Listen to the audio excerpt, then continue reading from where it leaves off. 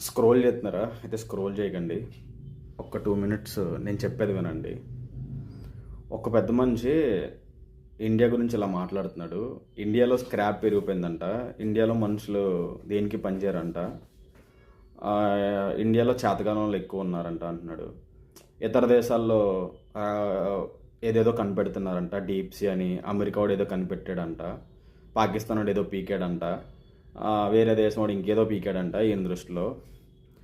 భయ్యా, పెద్ద మనిషి భయ్యా, గుర్తుపెట్టుకో ఒకటి. ప్రపంచంలో చాలా దేశాలు ఉన్నాయి.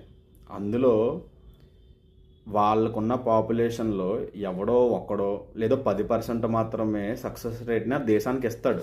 అర్థమవుతుందా నీకు? 100% ఇవ్వలేడు. అలానే ఇండియాలో కూడా చాలా ఉన్నాయి. నువ్వు చదువుకోలేదేమో, కొంచెం చదువుకో.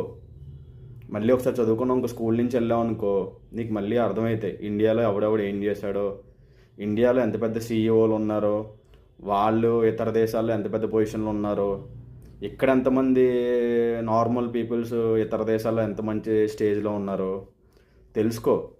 నోరు ఉంది కదా అని చెప్పి ఇండియా గురించి మాట్లాడి ఇండియాలో స్క్రాప్ ఉందని చెప్పడం. స్క్రాప్ ఉంటే నువ్వు మంచిగా మాట్లాడవయ్యా.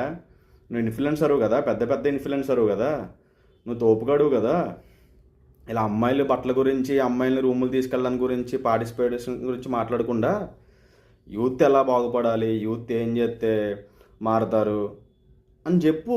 ఇండియా వచ్చి చెప్పు, వింటారు. ఎందుకు వింటారు? నువ్వు చెప్తే వింటున్నారు కదా. నీ కామెంట్లు, నీ ప్రతి కామెంట్కి నీ గురించి ఏమైనా మాట్లాడితే బూతులు తిడతారు జనాలు. మరి వచ్చి నువ్వు మాట్లాడు.